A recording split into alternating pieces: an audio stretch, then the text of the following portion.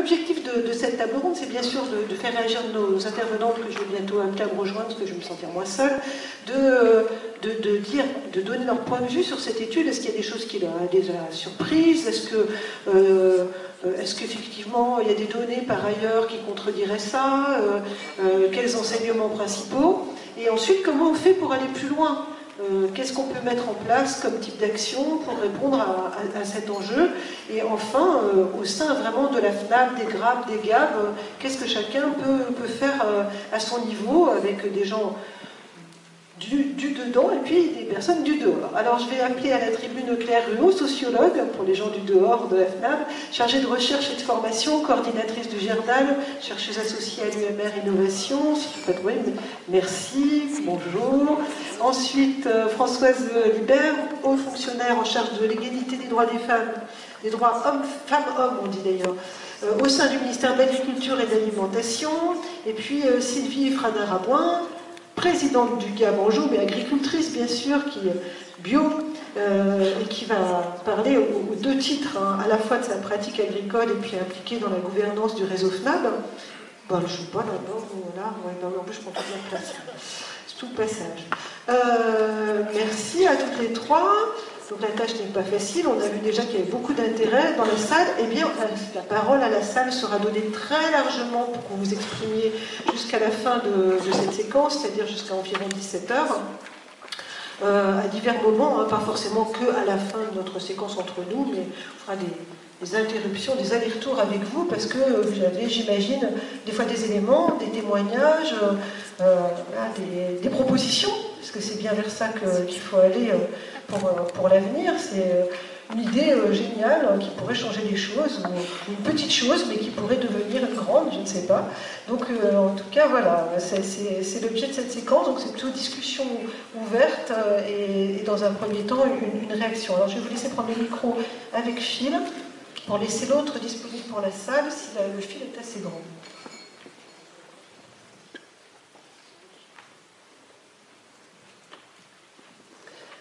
Alors, Claire Ruot, voilà, vous avez écouté, vous avez eu un petit peu en avant-première, il faut le dire, hein, quand même. On les a pas pris comme ça au pied levé de cet après-midi, hier, on a vu les éléments, en gros, puisque, effectivement, c'est un travail qui vient tout juste d'être achevé. Pour cette étude, des surprises, un commentaire principal à effectuer, quelque chose qui a vraiment qui vous a un peu décontenancé quand vous l'avez découvert, ou non, finalement, c'était un peu ce que vous imaginiez, ce que vous attendiez en termes de résultats déjà pour une première réaction? Il y a même quelques petits changements entre les versions, comme quoi le traitement des chiffres, c'est vraiment quelque chose de compliqué. Oui, il y a des choses qui sont pas surprenantes et quelques-unes un petit peu. Alors, je voulais juste faire une petite remarque avant, peut-être de méthode. C'est que souvent, quand les gens doivent répondre par questionnaire, parce que nous, on travaille beaucoup par questionnaire, enfin, moi, je travaille beaucoup par entretien aussi, parce que je fais beaucoup de recherches sur la façon dont le travail se déroule et surtout l'évolution, c'est un de mes sujets de prédilection, l'évolution des méthodes de production dans les fermes. Et pour comprendre ça, les phénomènes d'évolution des méthodes de production, eh bien, on rentre dans les processus de changement, d'innovation, comme on dit aujourd'hui, et donc ça se passe par entretien. Mais on peut aussi travailler par questionnaire, et ce qu'on sait quand même, c'est que vous avez dit, un quart de personnes ont répondu, ce qui est effectivement excellent. Par contre, c'est sans doute, c'est une hypothèse bien sûr, mais c'est sans doute les personnes les plus formées. Donc il y a sans doute dans vos chiffres, du coup, une surreprésentation en termes de niveau de diplôme des personnes les plus diplômées. Alors je le dis quand même parce que ça joue évidemment sur l'ensemble du reste. Sachant que, et là je rentre cette fois dans les résultats, le niveau de diplôme des femmes, alors là je me réfère, sans remplacer Sabrina Dash, mais pour connaître un petit peu ses travaux, et puis surtout j'ai regardé aussi récemment les données qui ont été publiées à l'occasion du débat Femmes en agriculture au Sénat, organisé par le Sénat, et où il y avait eu du coup un certain nombre de données issues des statistiques agricoles et qui montraient que les femmes en agriculture étaient plus diplômées de l'enseignement général que les hommes. Donc là, on retrouve, avec une proportion encore beaucoup plus élevée, on retrouve ce qu'on a chez les femmes en agriculture. Donc, niveau de diplôme général plus élevé, par contre, niveau de diplôme agricole moins élevé. Là encore, on retrouve ça. Donc, elles sont moins formées à l'agriculture. Évidemment, c'est corrélé avec le fait qu'elles ont un parcours professionnel, comme vous l'avez dit, avec plus détourné. Donc, elles ont plus de conversion. Voilà, elles ont été voir ailleurs, surtout. Elles ont fait un autre métier de façon en proportion plus importante que les hommes. Et ce qui explique qu'elles ont un niveau de diplôme agricole moins élevé. Et évidemment, ça a comme conséquence, mais on en reparlera peut-être après, c'est qu'à l'installation, ça les pénalise un peu. Alors, évidemment, tout dépend ce qu'on demande à l'installation et tout dépend ce qu'elles souhaitent, c'est-à-dire avoir des aides ou pas, avoir des prêts ou pas, etc. Mais du coup, ça va jouer puisque le diplôme agricole va être un des critères déterminants. Et puis, par rapport au nombre de femmes non issues du monde agricole, là par contre, on a une proportion beaucoup plus élevée que dans le reste de l'agriculture. Vous voyez, les femmes qui ne sont pas issues du milieu agricole, et ce qui est corrélé aussi avec donc, le fait qu'elles s'installent moins derrière une ferme qui est reprise, qui était déjà éventuellement en bio, puisqu'on commence à avoir quand même de plus en plus de reprises en bio. Et donc, le fait qu'elles soient davantage issues, enfin, comme on dit, néo-rurales, fait qu'elles sont aussi moins dans une installation en reprise d'une exploitation familiale. Voilà, donc ça c'était pour un petit peu comparer du point de vue du profil. Si sur la réaction sur l'étude, c'est bon pour l'instant ou... Il y a aussi des choses à dire, mais pour le coup, sur comment, la participation aux instances. Ah oui, aussi, ce que les travaux de Sabrina Dash ont montré, c'est que donc elles avaient une formation, je disais, niveau général plus élevé, mais par contre, elles sont moins présentes dans la formation continue. Alors évidemment, je n'ai pas les chiffres parce que je ne savais pas qu'elles ne seraient pas là, mais je me souviens de ça, ça m'avait frappé. Donc les statistiques de Vivea, elles vont beaucoup moins dans les formations. Ben, qu'est-ce qu'elles font pendant ce temps-là? Elles s'occupent de dormir. Ah non, je ne suis pas sûre. Elles s'occupent de... Voilà. Et puis alors évidemment, le partage du travail. Ben oui, là, je n'ai pas non plus les données, parce que je ne les ai pas de mémoire amenées sur le partage du travail des femmes en agriculture. Les études là montraient déjà qu'effectivement, il y avait une division du travail très marquée, mais pas forcément choisie. Mais moi, ça m'a fait penser à une chose, je ne sais pas si vous connaissez le film Je tue elle en agriculture, un très très bon film, enfin un très bon documentaire à mon sens, qui a été réalisé par le CIVAM Ardèche ou Drôme, j'ai un doute.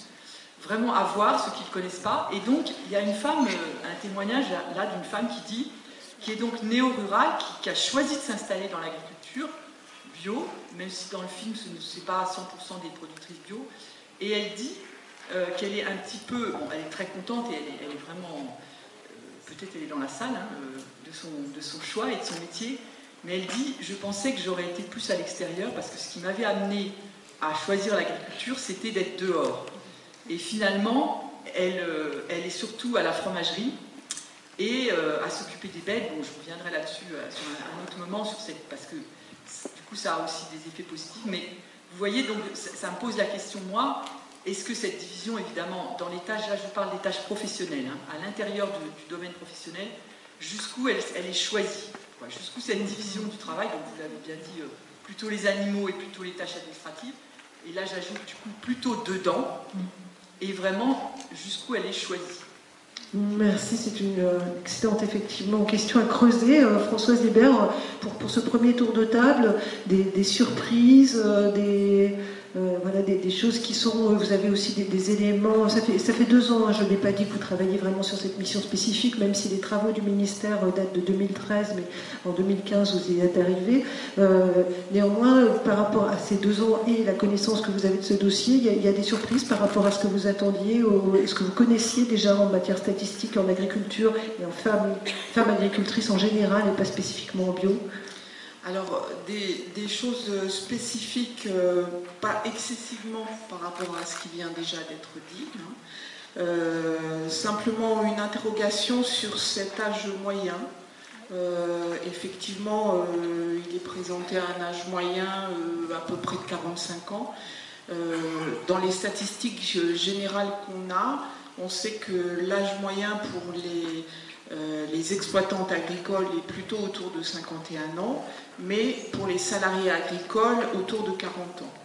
Donc, comme dans le questionnaire, il y avait des réponses, c'était la compilation de réponses à la fois d'exploitants et peut-être de salariés, est-ce que ce n'est pas un élément qui contribuerait à diminuer légèrement l'âge moyen annoncé?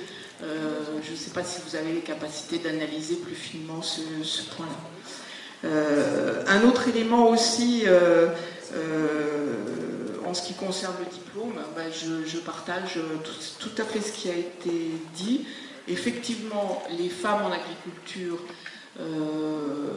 ont souvent un diplôme de l'enseignement supérieur plus élevé, souvent en lien avec un autre parcours professionnel, une reconversion. Effectivement, ça gêne ensuite pour obtenir la dotation jeune agriculteur, par exemple. Un certain nombre de prêts sont directement liés au diplôme de l'enseignement agricole possédé.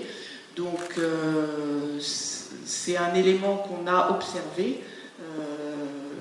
au niveau du ministère de l'Agriculture, un moindre bénéfice de la DJA pour les femmes. Donc, on étudie un peu comment améliorer les choses, j'en reparlerai. Au niveau de la division sexuée du travail, moi j'ai quelques éléments de réponse. Alors au niveau général, alors tout dépend ce qu'on met dans le travail à la maison. Est-ce qu'il y a le jardinage par exemple? Alors voilà, c'est ça. Ça peut être le champ intégré peut être plus ou moins large. Là où c'est très clairement les femmes qui sont les plus investies, c'est sur le ménage, vaisselle, entretien du linge, soins aux enfants. Quand on rajoute la cuisine, il y a déjà une petite différence. Si on rajoute le bricolage à la maison, le jardinage, le jeu avec les enfants, voilà, le champ s'élargit. Et donc, on atteint, la différence persiste, les femmes travaillent toujours beaucoup plus, sont toujours plus investies sur la sphère familiale que les hommes, mais leur charge de travail hebdomadaire peut varier selon ce qu'on intègre dans ce champ, donc entre 10 et 12 heures de plus, soit l'équivalent d'une heure et demie par jour en plus pour s'occuper des enfants. Alors, ça varie selon les catégories socio-professionnelles et ça varie selon l'âge. Selon l'âge, on voit que la charge de travail à la maison est majeure entre 30 et 50 ans. C'est directement lié aux soins aux enfants, à la parentalité, au volume de linge à laver, au volume de courses à faire, etc. Mais aussi parmi les catégories socio-professionnelles, directement un certain nombre de métiers, on voit que la charge des tâches ménagères incombe aux femmes. Donc au niveau des exploitants agricoles, c'est clair. Il y a d'autres métiers, les artisans, les commerçants et les chefs d'entreprise. Dans ces métiers, les femmes passent à peu près 3 à 4 fois plus de temps que les hommes sur la sphère familiale. Ça répond partiellement à une question qu'il y avait dans la salle tout à l'heure. Et on peut se poser la question de savoir si c'est pas lorsque la profession et le lieu de vie sont sur le même site. Dans ces cas-là, le travail familial est plus confié à la femme qu'à l'homme. Est-ce que c'est une organisation du travail ou souhaitée ou imposée? Ça, on n'a pas encore analysé ça. Après cette tranche de catégories socio-professionnelles, on trouve les ouvriers, où là, c'est aussi majoritairement les femmes qui font le travail ménager. Et là où les femmes sont où le partage des tâches est un peu plus équitable, bon, il reste encore 2 fois plus important pour les femmes, hein, c'est chez les cadres supérieurs et les professions intellectuelles supérieures. Voilà. Donc on a quelques éléments de réponse. C'est vrai que ce sera intéressant de comparer avec l'ensemble de la profession. Peut-être pour l'instant, puis on reviendra sur comment faire, qu'est-ce qu'on peut faire, qu'est-ce qui reste à faire dans la seconde séquence.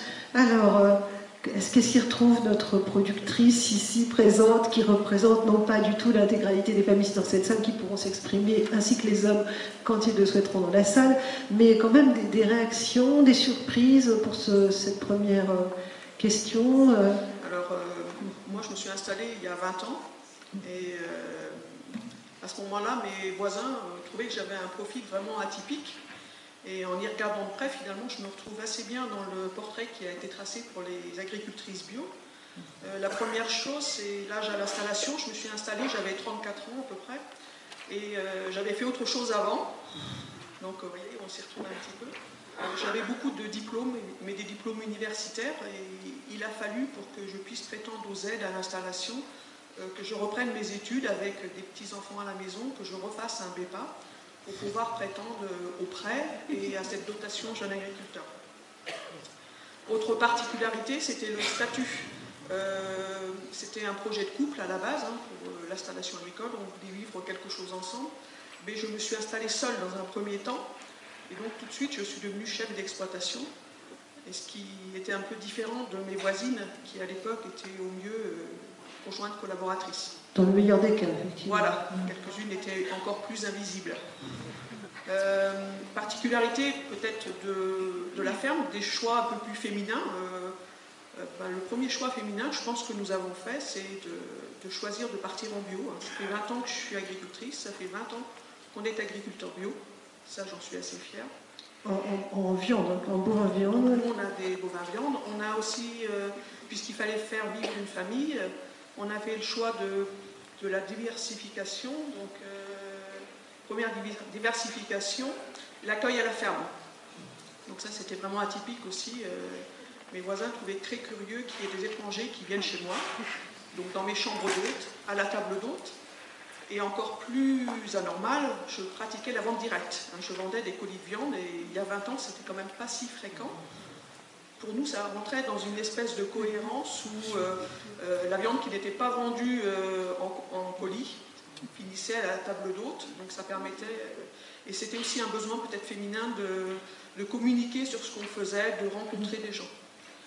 Donc il y a quand même des choses, vous voyez, où je m'y retrouve, l'âge, les diplômes, l'installation hors cadre familial, on peut après aborder la répartition des tâches.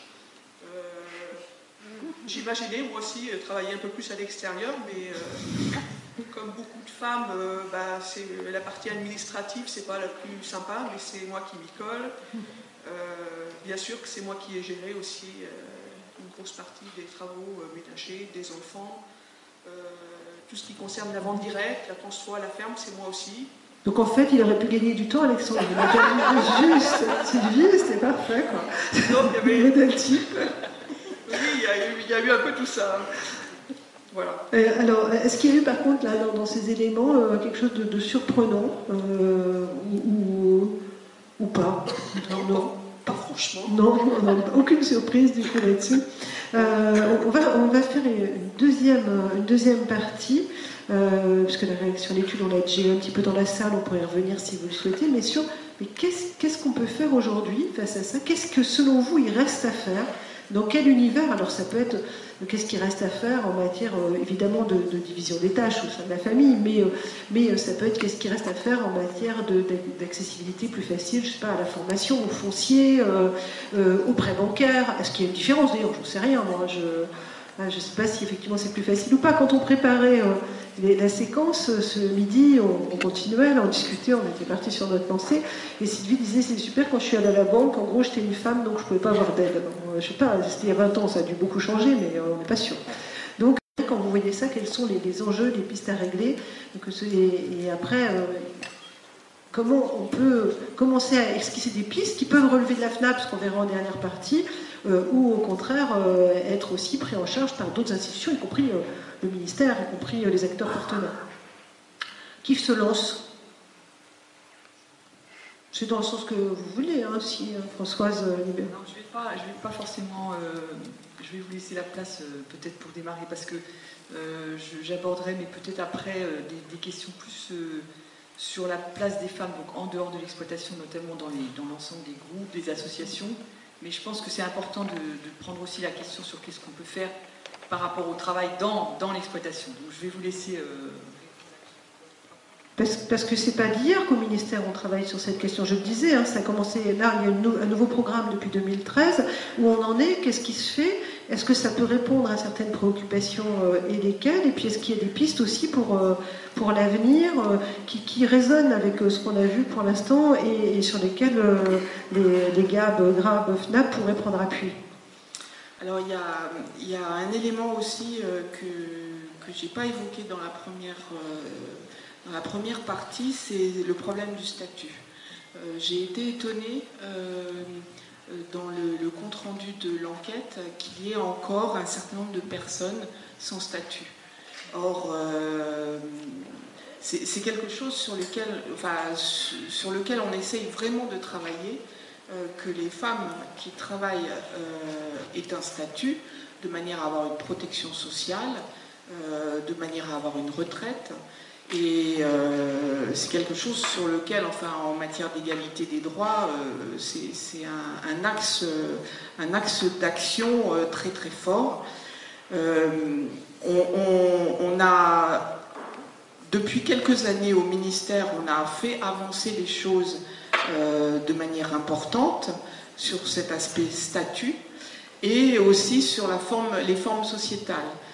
Notamment avec la loi de 2014 qui permet les GAEC entre époux, c'est donc une société beaucoup plus protectrice, surtout avec la transparence des GAEC, donc la possibilité où chaque membre de GAEC est reconnu pour les subventions PAC. Donc il y a un premier travail sur lequel on va essayer de travailler avec la MSA, c'est identifier les femmes qui n'ont pas de statut, les informer de cette absence de droit et essayer de veiller justement à ce que leur situation change. L'autre aspect, c'est le statut de conjoint collaborateur. C'était un statut extrêmement protecteur lorsqu'il a été mis en œuvre par rapport à cette absence de statut, donc l'invisibilité de l'épouse qui travaillait. Actuellement, 9 conjoints collaborateurs sur 10 sont des conjointes. On se rend bien compte que c'est un statut à terme qui n'est pas suffisant, le statut de chef d'exploitation étant beaucoup plus protecteur, notamment en matière de retraite, et on aimerait travailler pour limiter cette durée de statut de conjoint collaborateur à quelques années, et donc pousser petit à petit les femmes à acquérir, à avoir des droits sociaux systématiques, à ne pas les laisser dans la précarité. Il y a un autre aspect sur lequel on va travailler en matière de droits sociaux, c'est la retraite. La loi, il va y avoir une grande réflexion générale sur les retraites en France, qui va être menée par le gouvernement. Forcément, le statut des non-salariés agricoles va être évoqué. On a déjà travaillé là-dessus en ajoutant des points de retraite complémentaires pour les conjoints, avec aussi le transfert des points de retraite complémentaires entre époux lors du décès du chef d'exploitation, du ou de la chef d'exploitation. On se rend compte au cours des dernières années que c'est bien sûr les femmes qui profitent de ces mesures. Donc sur les aspects sociaux, on va essayer d'avancer. Au niveau de l'installation, donc vous avez parlé de ce problème de droit ou non à avoir des aides à l'installation. Effectivement, la DJA, il y a un double problème. Il y a l'âge limite, à 40, enfin on ne peut pas avoir la DJA au-delà de 40 ans. Donc les femmes s'installent plus tard? Or, les femmes s'installent plus tard. J'ai des chiffres, en fait, on a 80% des hommes qui sont installés avant 40 ans. on n'a que 50% des femmes installées avant 40 ans. Donc déjà, sans parler de la formation agricole nécessaire, déjà rien que sur l'âge, il y a un problème. Et puis ensuite, il y a ce problème de formation. Donc sur l'âge à l'installation, enfin sur la limite d'âge pour obtenir la DJA, dans le cadre de la PAC, de la révision de la PAC 2020, on va essayer de négocier sur le sujet. Et puis sur la formation, effectivement, au niveau de tous les établissements d'enseignement agricole, on a la particularité dans l'enseignement agricole d'avoir la formation continue qui est au sein des établissements. Donc on va travailler conjointement sur ce sujet, formation primaire, formation continue, pour aider les femmes justement à s'installer. Et on va aussi utiliser au maximum les leviers du FEADER pour aider les femmes à créer leur entreprise, à s'installer, à se diversifier.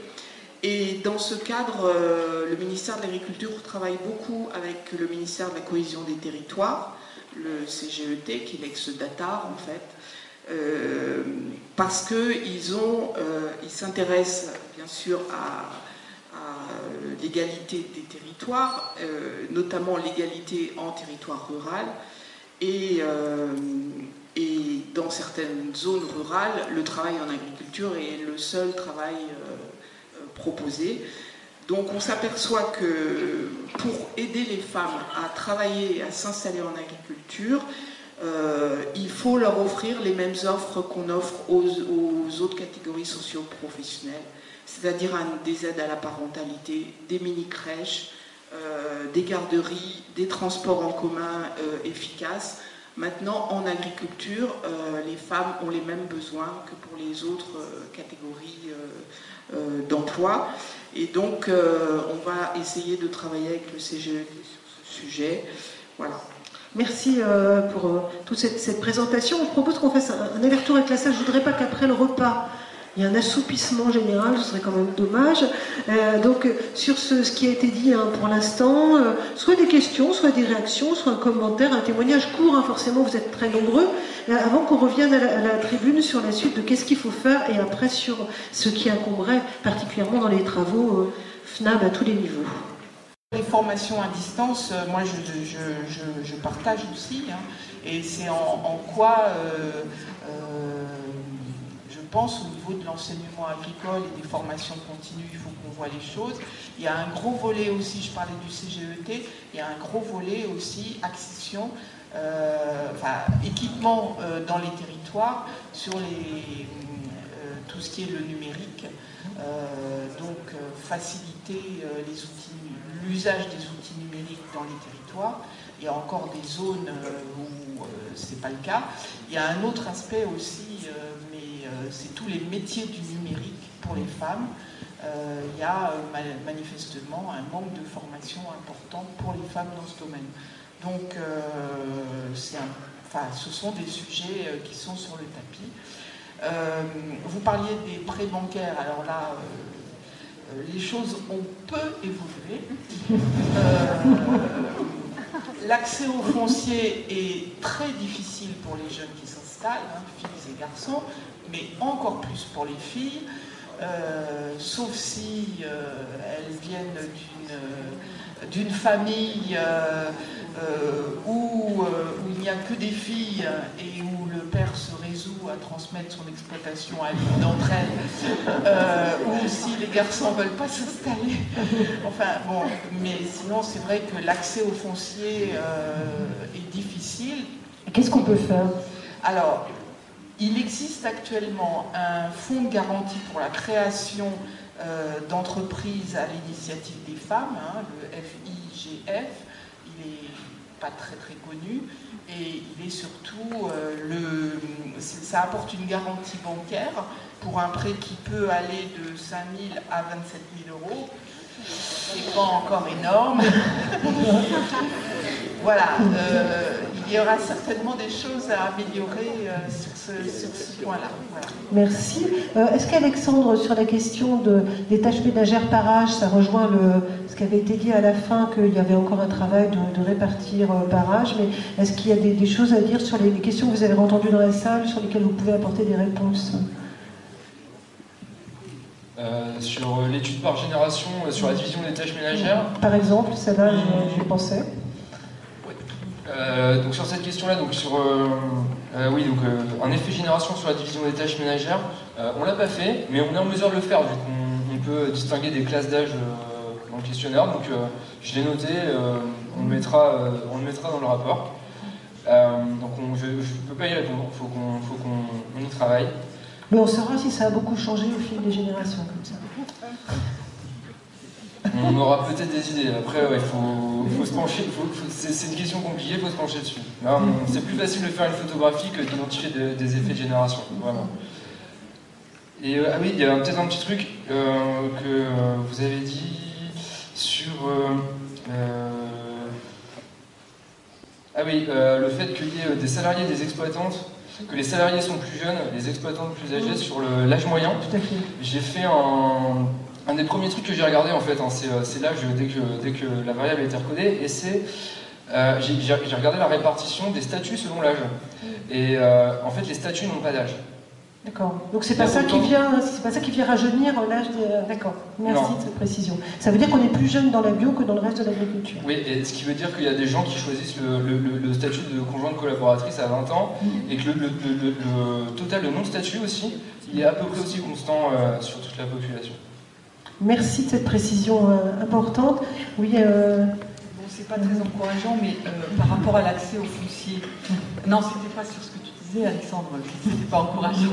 C'était sur les conditions d'installation. En fait, là, toujours pareil, par rapport à l'étude sur femmes et agriculture, il y avait un effet cumulatif entre donc, les femmes chefs d'exploitation, dans cette étude donc, nationale, pas propre à la bio, s'installent plus souvent sur des petites productions atypiques. Or, ces petites productions atypiques sont plus souvent d'origine non agricole, je disais tout à l'heure. Donc, vous voyez bien que ça cumule des critères qui sont corrélés à la difficulté d'accès au foncier, difficulté d'accès aux aides. Donc, moi, la question que ça me soulève, évidemment, ce n'est pas une solution, je suis très mal placée pour en apporter comme ça, c'est quelle est la part des femmes dans les instances qui finalement pilote l'accès au foncier, pilote la DGA, enfin les règles d'installation, pilote l'accès aux prêts bancaires. Voilà. Merci de cette question. C'est la prochaine étude, Alexandre. Là, bio comme non bio, hein, le problème est le même, les femmes en bio comme non bio. Voilà. Voilà, je ne sais pas si vous avez des éléments d'ailleurs là-dessus au ministère, peut-être d'ailleurs.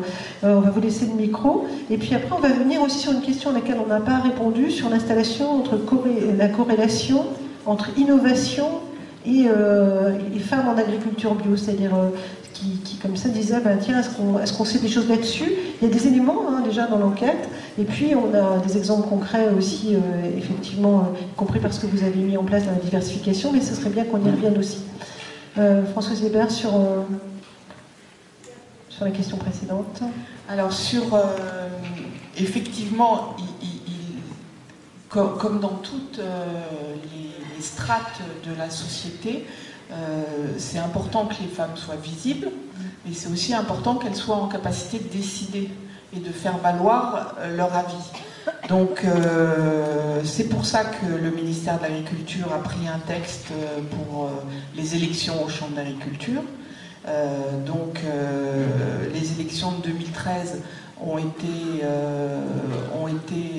préparées dans le cadre d'un décret qui avait été pris et qui a été entériné par une loi de 2014, donc avec l'obligation d'un tiers des représentants, d'au minimum un tiers de représentants de chaque sexe. Donc ça a permis aux dernières élections de Chambre d'agriculture qu'il y ait presque 28% de femmes représentantes dans les chambres d'agriculture. Et il va y avoir de nouvelles élections fin 2019. Normalement, la loi prévoit la parité. là. Alors, on s'aperçoit de deux choses. D'une part, ces textes ont prévu que les femmes soient plus représentées dans les chambres. Néanmoins, le texte n'est pas allé jusqu'au bout en ce qui concerne le conseil d'administration de la PCA et le bureau de la PCA, où là, il n'y a eu aucune obligation. Et donc, ce sont les présidents et présidentes de chambres départementales et régionales qui sont représentés au conseil d'administration, au bureau de la PCA. Donc, on n'a qu'une femme sur 34 membres, sur 36 membres, je ne sais plus, au conseil d'administration, et une femme, la même, sur 14 membres au bureau de la PCA. Donc, on envisage certainement d'aller plus loin et d'imposer. Malheureusement, on l'a vu pour les élections municipales, départementales, sénatoriales, il n'y a que les quotas, malheureusement, qui ont permis de faire réellement avancer les choses, donc d'imposer ça à l'avenir. Voilà. La même loi de 2014 avait imposé, pareil, 30% de personnes du même sexe dans les collèges des conseils d'administration des SAFER, donc pour les élections aux SAFER. Merci, c'est déjà une avancée progressive. On va rester sur cette question de la place quand même des femmes justement dans les outils pilotes, que ce soit au niveau des GAB, des GRAM ou des chambres d'agriculture, etc. Comment ça se passe? On dit qu'il faudrait qu'il y ait plus de femmes pour régler certains problèmes, on le voit bien, inhérents au statut, à la retraite, à l'accès au foncier, à l'accès aux banques.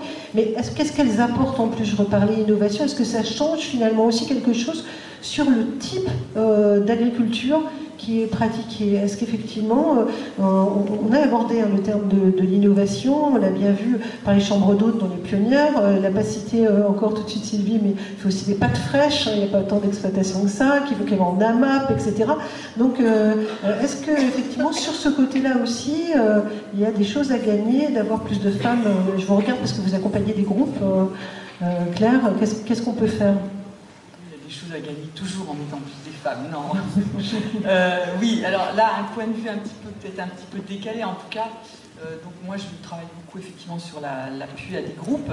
Alors je parlais tout à l'heure avec une personne sur ce qu'on mettait nous dans le groupe. Alors je parle de groupes pas forcément institutionnalisés, c'est-à-dire un peu, on va dire, toute la nébuleuse des groupes de développement, donc dont les GAB évidemment sont pour vous un peu une figure emblématique, mais je peux être amené à travailler avec des GIDA, des CETA, et Dieu sait qu'en agriculture, il y en a beaucoup.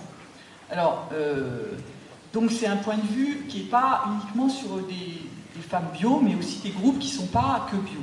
Et ce que je vois, alors avec quand même une petite parenthèse, c'est que depuis l'histoire des groupes, c'est-à-dire après la guerre, les groupes de développement, ils sont nés en fait dans le mouvement du développement agricole des années 50, et puis des lois de modernisation 60, 63, et dès ces lois-là, il y a eu des groupes de mis en place. Et très peu de temps après, c'est-à-dire dans les années 60, les groupes ils ont été mis en place dès 53, il y a eu les groupes féminins.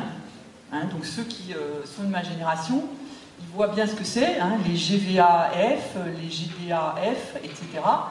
Et à ce moment-là, ça reflétait strictement la division du travail de l'époque, c'est-à-dire que les GVAF, ce qu'on faisait dedans, c'était embellissement des cours de ferme, tâches ménagères, mais quand même, parce que ces mouvements étaient inspirés aussi un peu de l'éducation populaire, il y avait aussi l'ouverture. Et là, je relisais des témoignages de femmes de cette époque, inspirées notamment par la Jacques, qui disaient comment elles s'étaient libérées dans ces groupes féminins, parce qu'on partait en voyage, on s'intéressait aux loisirs, on allait dans plein d'endroits, donc il y avait quand même une mission très forte d'ouverture. Alors on pourrait se dire aujourd'hui, c'est dépassé, et en fait, moi ce que j'observe, c'est qu'il n'y a plus beaucoup de groupes spécifiquement féminins, il y a des groupes mixtes et il y a des groupes que masculins. Mais par contre, je continue d'entendre que dans ces groupes où vont les femmes, soit que des femmes ou soit mixtes, elles ont toujours autant je pense que ça doit être vrai chez les hommes aussi, mais peut-être ils l'expriment moins, de besoin de retrouver un lieu où on peut ne pas parler que métier. Et donc j'en arrive un peu à la spécificité, c'est qu'effectivement, dans les groupes que je suis amenée à suivre, je constate que la nature des choses qui sont exprimées, je parlerai de la nature des problèmes aussi qui sont exprimés, sont souvent beaucoup plus, finalement, font le lien tout de suite et toujours presque entre le métier et la vie familiale, et voire les aspirations personnelles. Donc on voit s'exprimer une parole différente dans ces groupes, et dont la spécificité pour moi est notamment celle-ci, c'est-à-dire un lien entre vie familiale et travail, ce qui fait par exemple que dans des groupes récemment que j'ai pu suivre, où on parlait des éleveurs laitiers, donc crise du lait, baisse du prix du lait, etc., et les gens s'exprimaient là-dessus, et en fait c'était les femmes qui posaient la question du ras-le-bol, voire de la saturation du travail, et elles proposaient des choses un peu différentes. Par exemple, elles proposaient de diminuer la production laitière, ce qui n'est quand même pas quelque chose de facile. Elles proposaient de sortir de l'exploitation, ou d'amener une nouvelle activité dans l'exploitation. Elle proposait voir qu'un des associés, donc je pense à une ferme qui sont 4 associés, carrément travaille à l'extérieur. Donc des choses qui étaient... et qu'est-ce que je peux en déduire? Il se trouve que c'est les femmes qui ont exprimé ça. Je ne vais pas en faire une généralité. Autre exemple aussi d'un point de vue particulier, et là cette fois vraiment innovant, c'est les groupes en santé animale. En santé animale, il y a des groupes que féminins qui sont vraiment à la pointe sur la recherche sur la démédication, hein, donc en lien notamment avec le plan éco-antibio.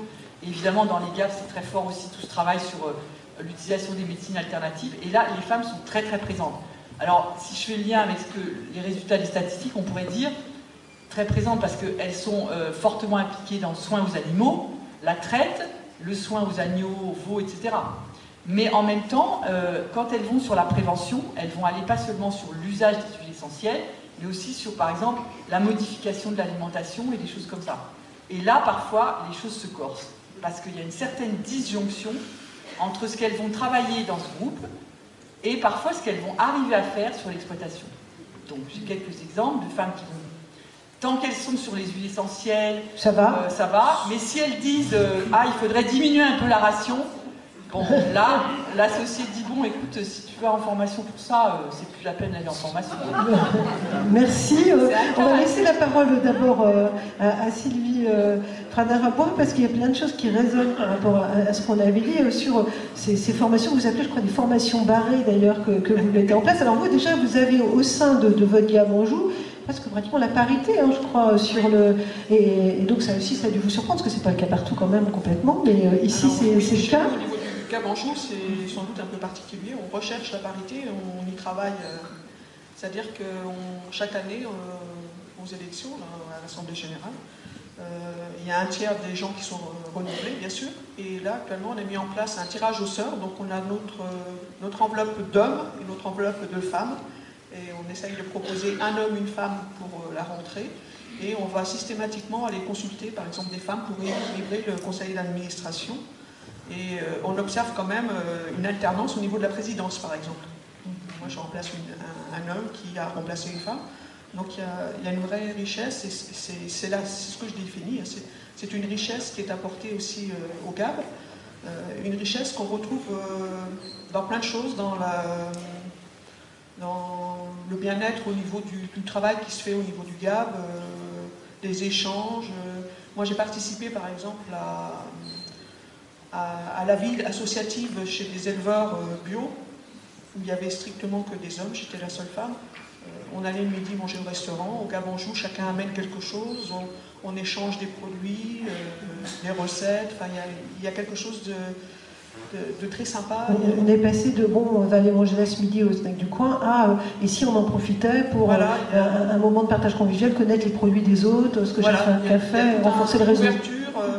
Et une ouverture d'autant plus grande au niveau des formations, par exemple, nous au GAB Anjou, on est beaucoup sur les formations qu'on appelle barrées, donc beaucoup l'ostéopathie animale, aussi de l'équimédiation, comment se parler avec nos associés, comment travailler le bien-être au travail, comment exprimer tout ça. Et c'est des formations qui font le plein, de façon assez surprenante. Il y a des agriculteurs, mais il y a aussi des gens de l'extérieur, donc des porteurs de projets, et c'est aussi des vrais échanges, ça enrichit tout le monde en fait, et c'est un vrai plus. Oui, alors on disait aussi tout à l'heure qu'au début des GVA, il y a fort longtemps, on parlait embellissement des corps de ferme. Néanmoins, j'imagine que c'est toujours le cas. C'est aussi beaucoup les femmes, souvent, quand elles sont sur l'exploitation, qui participent à la vie du jardin, au fleurissement, etc. Et ça aussi, vous me le disiez, comme l'alimentation, le fait qu'il y soit des femmes sur l'exploitation change souvent la qualité de l'autoconsommation.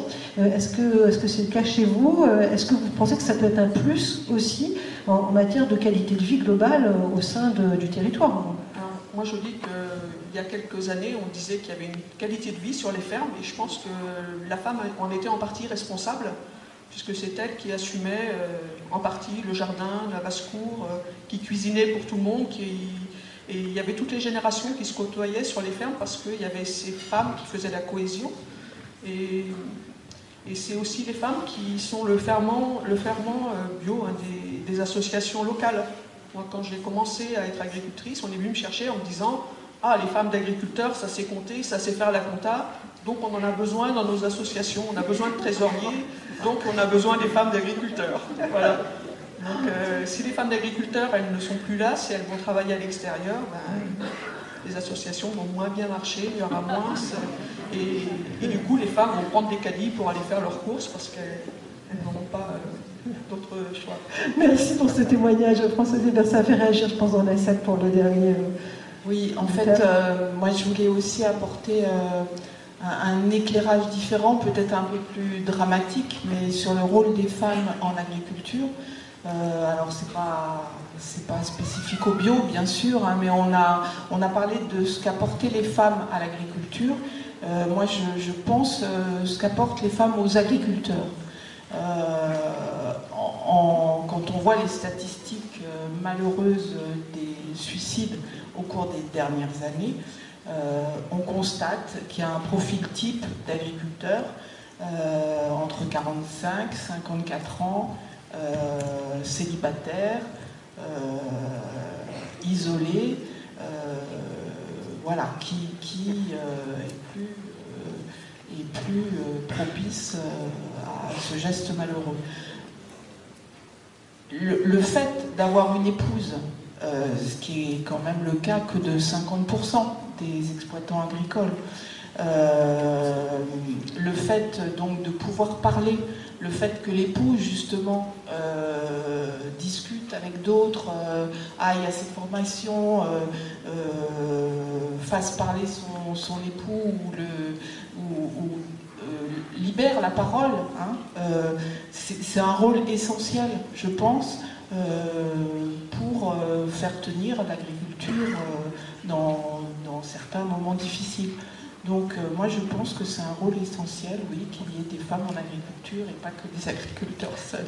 Merci. On va arriver il reste une demi-heure, hein. Je vais laisser la parole un peu à la salle parce que c'est important, que chacun puisse s'exprimer, par partir trop frustré, c'est dommage.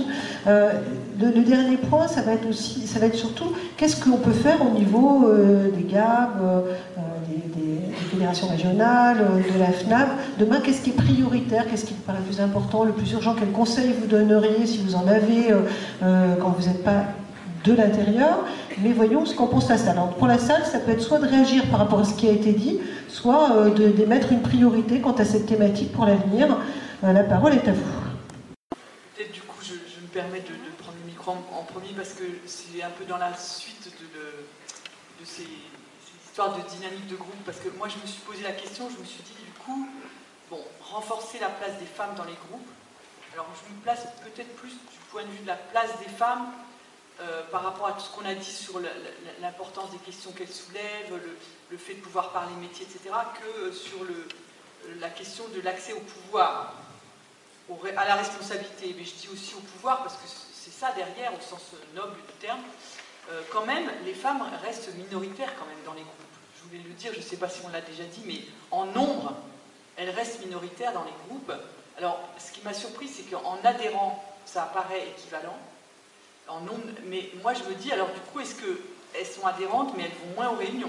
Parce que moi, ce que je vois, c'est que dans les groupes, elles sont quand même en nombre minoritaire. Et ce que je vois aussi, c'est que plus le sujet est technique et mis comme tel, c'est-à-dire que la façon dont on amène les gens dans le groupe Si on dit on a un thème technique et que c'est affiché le thème de la réunion, et pas forcément un échange, par exemple, assez ouvert sur les difficultés du moment, y compris les difficultés techniques, qui va aller à la réunion? S'il y en a deux, c'est l'homme qui va y aller. Et donc, je pense qu'il y a une marge de progrès sur la manière de mobiliser dans les groupes. Donc là, peut-être, je m'adresse autant d'ailleurs aux animateurs, aux animatrices d'ailleurs. Parenthèse, il y a plus d'animatrices que d'animateurs. Alors, je n'ai pas les chiffres, ce serait à faire, mais quand même, ça pose question aussi. Il y a plus d'animatrices que d'animateurs, mais plus le métier est un métier de conseil technique, plus il est masculin, et plus c'est un métier d'animation, et les métiers du conseil dev, plus c'est des femmes qui les prennent, ces métiers-là. D'ailleurs, là, les témoignages, c'était des femmes qui étaient animatrices.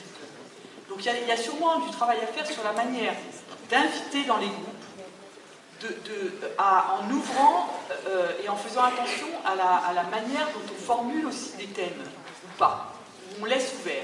Et puis il y a aussi sans doute une marge du progrès dans la façon de prendre en compte ce qui est dit ou pas, et l'accès à la parole finalement, quand même, des femmes, quand elles sont minoritaires dans les réunions, ça reste quand même pas toujours évident. Donc sûrement c'est un travail là peut-être à la fois de méthode, de réflexion sur la façon dont les thèmes sont définis et qui les définit. Par exemple, quand on fait le programme d'action, tiens, on va faire quoi cette année comme programme d'action? Est-ce que c'est un programme d'action ou est-ce que c'est une réflexion sur, tiens, les difficultés des moments, et à ce moment-là, ces difficultés, lesquelles elles sont et quelle est leur diversité en fonction de qui les définit finalement. Voilà.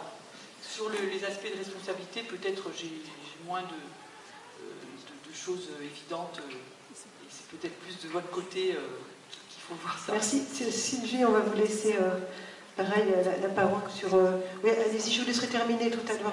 On va laisser la parole à Sylvie après parce que on va alterner puisqu'on aura Stéphanie Pajot qui va venir pour un petit bout de clôture de cette séquence. Donc ça va permettre aussi de rebondir sur la dernière partie. Moi, mes souhaits sont relativement clairs. Il faut que les femmes s'engagent, aussi bien dans notre réseau que dans des conseils municipaux, dans tous les endroits où elles peuvent exprimer leur façon de voir les choses. Si on veut changer la société, si on veut quelque chose de bien pour nos enfants, il faut s'engager. Voilà, c'est très simple. Merci. Françoise Hébert, qu'est-ce que vous diriez à la FNAP dans les actions à conduire? Je dirais faire de la communication sur tout ce qui est fait. Montrer des parcours exemplaires, montrer des réussites, montrer des choses que les femmes ont osées, de manière à entraîner les autres, celles qui n'osent pas, celles qui ont envie mais qui n'osent encore pas, de manière à faire réfléchir aussi sur ce qui est possible, pas possible, sur les parcours professionnels, sur les échanges entre conjoints, sur les évolutions qu'on a conduites lorsqu'on a cherché à innover. Voilà. Je pense que la formation, l'information, la mise à connaissance sont des choses essentielles pour faire avancer. Et donc le ministère pourrait appuyer des actions dans ce sens. Le ministère pourrait relayer des actions en ce sens. Je sais bien, vous n'êtes pas ministre, pas encore. Je connais les fonds d'intervention extrêmement réduits du ministère de l'Agriculture, donc je suis obligée d'être prudente sur cet aspect-là. Mais effectivement, nous, on ne cherche que ça, à relayer des choses, des parcours innovants, et faire connaître les choses, parce qu'on se rend bien compte que la diversité, c'est ce qui fait la richesse et de la vie, de la société, des métiers. Donc c'est l'échange, la parole qui sont primordiaux. Merci beaucoup à toutes les trois. Merci beaucoup à vous pour votre contribution très active dans cette salle. Vous êtes nombreux et vous avez pris plus possible, en tout cas j'espère, la parole sans revenir avec des frustrations. Il est 17h, ou quasiment, je n'ai pas regardé, mais ça doit se jouer quelques minutes. C'est l'heure de la clôture. Alors,